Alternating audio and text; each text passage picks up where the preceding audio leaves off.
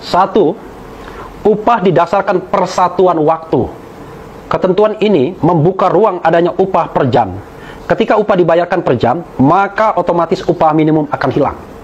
Jadi saudara sekalian, saya ingat ketika saya di Amerika Serikat, memang orang suka diupah per jam karena banyak uangnya. Per jamnya itu bisa berapa puluh dolar gitu ya. Bisa 50 dolar. 50 dolar itu kalau uang Indonesia ya 750 ribu rupiah. Tapi itu per jam, per 1 jam. Jadi kalau kerja 8 jam, bisa dikalikan. 750 ribu dikali 8 jam. Di atas 5 juta per hari ya, bayangkan ya. Karena itu negara-negara maju ya suka dia per jam. Tapi kita kalau per jam berat kita ya. Kedua, upah minimum hanya didasarkan pada UMP. Upah minimum kabupaten kota UMK dan upah minimum sektoral kabupaten kota dihapus. Nah, ketentuan ini tentu merugikan para buruh. Kenapa? Karena UMP itu adalah cenderung dia lebih kecil dibandingkan upah minimum kabupaten kota. Karena dia diambil yang rata-rata, tapi rata-ratanya pasti jauh lebih kecil. Padahal dengan adanya upah kabupaten kota, maka stepnya adalah upah minimum provinsi kan harus dipenuhi dulu. Misalnya UMP-nya 100 ribu, maka upah minimum kabupaten kota bisa tidak 100 ribu, tergantung kabupaten kota di provinsi tersebut. Tetapi tidak boleh kurang dari 100 ribu. Nah, itulah maknanya. Jadi dengan menghilangkan upah kabupaten kota, maka menghilangkan kesempatan buruh pekerja untuk mendapatkan UMP yang lebih besar.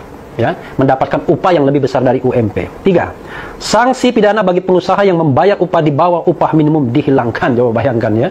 Artinya, kalaupun upah minimum ditetapkan dan pengusaha membayar di bawah upah minimum, maka tidak akan ada sanksi pidana. Jadi saudara sekalian bisa dibayangkan betapa mandulnya yang namanya regulasi UMP tersebut. Yang keempat, tidak ada denda bagi pengusaha yang terlambat membayar upah. Ini juga bisa kita bayangkan. Kalau misalnya nanti maladministrasi atau uangnya tidak ada dan lain sebagainya, maka tidak ada yang namanya keinginan pengusaha untuk membayar upah tepat waktu. Kenapa? Karena tidak ada sanksinya. Berikutnya adalah 5. Pekerja yang di PHK karena mendapatkan surat peringatan ketiga tidak lagi mendapatkan pesangon. Luar biasa ya. Pengusaha dalam hal ini bisa saja mengarang ya kan, untuk memberikan peringatan 1, peringatan 2, peringatan ketiga. Dan ketika peringatan ketiga dijatuhkan, lalu buruh di PHK, tidak ada kewajiban membayar pesangon. Jadi luar biasa ketentuan ini. Padahal peringatan 1, 2, dan 3 itu bisa direproduksi, bisa diciptakan. Atau buruh misalnya bisa mendapatkan kondisi yang katakanlah membuat dia melakukan pelanggaran, dan dengan mudahnya perusahaan akan memecat dirinya tanpa pesangon. Kemudian yang keenam, masih banyak ya 17 ya. Pekerja yang mengundurkan diri tidak mendapatkan apa-apa. Ini penting juga saudara sekalian. Saya misalnya ya pernah menjadi jurnalis dari tahun 95 sampai tahun 2003. 8 tahun kurang lebih. Tapi di satu media ketika terakhir saya pensiun 2003, itu saya sudah bekerja selama paling tidak 5 tahun. Dan ketika saya mengundurkan diri, saya mendapatkan katakanlah uang pisah. Nah, dengan Omnibus Law ini, uang pisah itu mungkin tidak akan ada lagi. Padahal dulu aja kadang-kadang pengusahanya nakal. Pernah dia mengatakan, kami tidak punya kewajiban apa-apa membayar, kan Anda mengundurkan diri. Buruh yang tidak paham soal itu akan menerima, tapi yang paham akan menuntut uang pisah tersebut. 7. Pekerja yang di PHK karena terjadi perubahan status, penggabungan, peleburan, atau perubahan kepemilikan perusahaan tidak lagi mendapatkan pesangon. Wah, ini luar biasa ini. Jadi kalau caranya untuk mem-PHK tanpa pesangon adalah cukup melakukan integrasi perusahaan.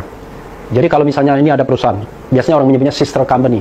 Kalau dia digabungkan, penggabungan itu, jadi ada merger, ada akuisisi ya, kita tahu bahwa kalau misalnya perusahaan itu merger, bergabung antara satu perusahaan dan perusahaan lainnya, maka ketika buruh atau pekerjanya harus di PHK karena merger atau akuisisi itu, tidak ada kewajiban membayar pesangon.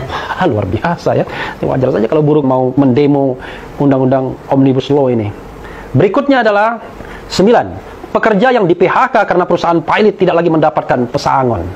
Lagi-lagi masalah ya. Karena kita tahu, saudara sekalian, pengusaha atau perusahaan yang pilot itu harus membayar kewajiban terlebih dulu kepada pihak ketiga. Jadi yang jadi persoalan adalah tidak ada kewajiban kepada buruh atau pekerja sebagai pihak ketiga. Jadi yang akan di-entertain barangkali adalah para investor, mereka yang memiliki piutang terhadap perusahaan yang pilot tersebut. Tapi kewajiban terhadap buruh dan pekerja tidak ada lagi. Jadi itu yang luar biasa juga. Poin 10 berikutnya adalah pekerja yang meninggal dunia kepada ahli warisnya tidak lagi diberikan sejumlah uang sebagai pesangon. Wah, ini sih, kalau ini sih zalim ya. Padahal kita tahu bahwa kematian itu sendiri sudah duka bagi ahli waris, tapi perusahaan tidak memberikan kewajiban pesangon. Yang terjadi adalah, ya barangkali nanti terserah perusahaannya, boleh memberikan, boleh tidak. Padahal bisa jadi dia meninggal dunia karena sedang menjalankan tugasnya. Dan ini harus diklarifikasi lagi yang seperti ini ya. Kemudian berikutnya adalah pekerja yang di PHK karena memasuki usia pensiun tidak lagi mendapatkan pesangon. Waduh, lama-lama buruh hanya diperas ya kan. Jadi sobat daerah sekalian begini, kalau kita kaitkan dengan kesejahteraan di negara-negara maju ya, seperti Belanda, negara-negara Skandinavia, mereka memang besar pajak. Jadi seorang buruh, seorang pekerja, itu kadang-kadang penghasilannya itu dipotong 30, 40, 50%, sampai 50%. Di Denmark kalau tidak salah mungkin sampai 60%. Tetapi jangan lupa, uang yang dipotong itu memberikan kesejahteraan kepada buruh dan kepada pekerja ketika mereka pensiun dari perusahaan tersebut. Dan ketika mereka pensiun, mereka jelas penghasilannya per bulan sampai meninggal dunia. Kalau kita bayangkan, ketika di PHK, tidak perlu atau tidak ada pesangon. Nah ini masalah yang luar biasa, ya, sobat daerah sekalian. Berikutnya adalah 13. Pekerja yang di PHK karena mengalami sakit berkepanjangan, mengalami cacat akibat kecelakaan kerja ketika di PHK, tidak lagi mendapatkan pesangon. Wah ini zalim sekali ini. Saya kira hanya, ini mohon maaf ya sobat daerah sekalian, kalau kita lihat poin-poin ini hanya iblis saja barangkali yang membuat undang-undang seperti ini ya.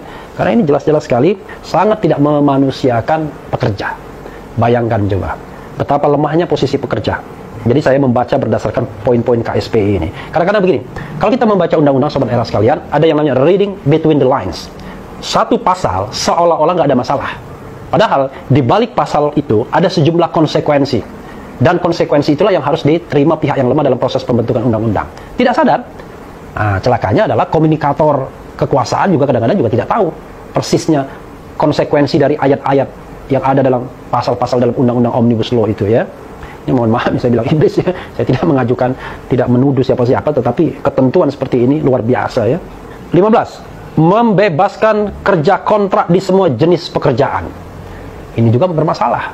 Padahal ada putusan MK misalnya yang mengatakan bahwa kalau dia kerja yang terus-menerus, sustainable di perusahaan tersebut, itu tidak boleh dikontrak. Kita tahu bahwa putusan MK itu sendiri kadang-kadang juga tidak diikuti oleh perusahaan. Sebagai contoh misalnya, pegawai lemah, driver, cleaning service misalnya, itu selalu dikontrak. Padahal mereka bekerja tiap hari. Pekerjaan tersebut adalah pekerjaan yang sustainable, setiap saat.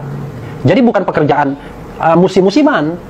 Jadi yang bisa dikontrak itu adalah pekerjaan musiman. Contoh misalnya, ini katakanlah saya bikin konten YouTube seperti ini, saya meng-hire orang. Boleh ya itu. Karena dia adalah kerja profesional, mungkin dia mengerjakannya dalam jangka waktu 12, setelah itu putus kontrak. Tapi kalau dia cleaning service, driver, dan lain sebagainya, bisa dibayangkan kalau anytime bisa diberhentikan. Posisi dia sangat lemah. Jadi MK mengatakan, kalau yang bekerja terus-menerus harusnya tidak boleh kontrak. Dan ini Undang-Undang Omnibus Law membebaskan semua pekerja untuk dikontrak. Memang kalau di luar negeri orang lebih suka kontrak, sobat RH sekalian, dibandingkan menjadi pekerja tetap. Why? Ya karena kesejahteraannya jauh lebih baik. Seorang profesional misalnya lebih suka kalau dia dikontrak ketimbang dia menjadi pegawai tetap. Tapi kan kita tidak semua buruh itu namanya skilled labor. Tidak semuanya mereka memiliki kemampuan teknis atau kemampuan manajerial yang membuat mereka punya daya tawar. Sebagian besar pekerja justru hanya mengandalkan kemampuan-kemampuan yang barangkali tidak sophisticated, yang rata-rata saja, yang bisa digantikan oleh pekerja lain kalau dia tidak melakukannya. Jadi posisi itu sangat lemah. Itulah sebabnya kenapa negara harus melindungi hal-hal seperti itu. Nah, kalau negara yang justru tidak melindunginya, bagaimana kita mau mewujudkan kemerdekaan atau janji kemerdekaan untuk melindungi segenap bangsa ya, sobat era sekalian. Berikutnya adalah outsourcing bebas dipergunakan di semua jenis pekerjaan dan tidak ada batas waktu. Luar biasa ya. Kalau saya pengusaha ya saya pasti senang, saya bisa meng-outsource semuanya. Tapi kan masalahnya adalah kita negara yang belum mencapai level negara yang maju dengan antara supply and demand-nya seimbang. Kita masih banyak demand-nya, supply pekerjaannya masih sedikit. Apalagi COVID-19 ini. Jadi ini ketentuan yang luar biasa juga. 17 ya, the last but not least. Kewajiban TKA untuk memahami budaya Indonesia hilang. Dengan demikian TKA tidak diwajibkan bisa berbahasa Indonesia. Ini jangan-jangan ada sponsor asing juga ya. Sponsor dari China mungkin, jangan-jangan ya. Karena kalau mereka suruh belajar bahasa Indonesia dulu, mungkin sulit ya, karena aksaranya berbeda. Karena itulah kemudian shortcut. Tidak perlu mereka belajar bahasa Indonesia, tidak perlu punya kemampuan minimum berkomunikasi. Yang penting kan sekarang kan ada translator ya, tinggal bawa HP saja ya. Padahal kan HP tidak bisa menggantikan fungsi hati. Jadi berkomunikasi itu tidak hanya soal mengerti bahasa, tapi juga bagaimana pekerja tersebut bisa menjadi bagian dari komunitas kalau dia harus bekerja di sebuah tempat dimanapun wilayah Indonesia. Minimal harus bisa berbahasa Indonesia sebagai bahasa persatuan.